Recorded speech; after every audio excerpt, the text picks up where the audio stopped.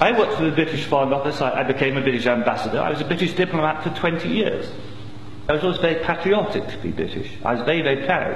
I remember when I first became a British ambassador and first went out in my own flag car with the Union Jack flying on the front as the ambassador, you know, I had a lump in my throat. It was a proud moment for me.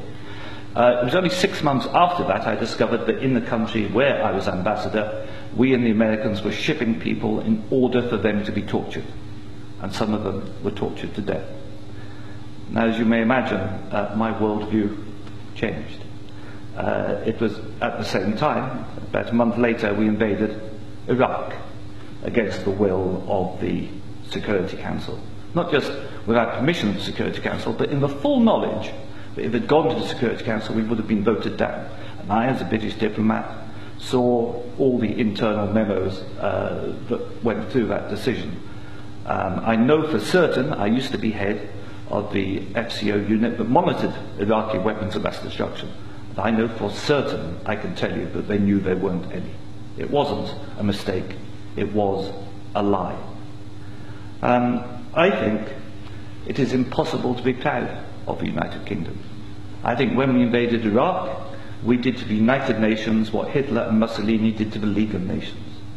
And I think what we've done since, where the truth is often much hidden in the bombing. If you look, Libya, disaster now, we bombed it. We killed 15,000 people when NATO bombed Sirte, something they never told you on the BBC. And did we make it better? No. I saw in Uzbekistan, I saw the gas contract signed by Enron and a company called Unocal, which George Bush Sr. was on the board, to dig out gas pipelines from Uzbekistan and Kazakhstan over Afghanistan down to the Indian Ocean. And that was actually what the Afghan war was about. They'd actually had talks with the Taliban and Unocal to see if the Taliban would provide pipeline security.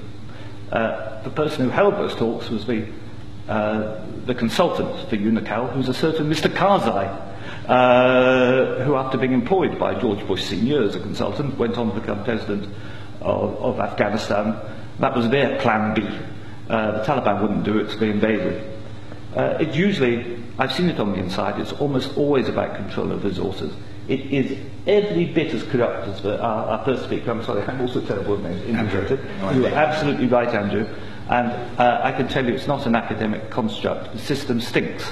Westminster stinks. The British government is deeply, deeply immoral. They don't care how many people they kill abroad if it advances them. And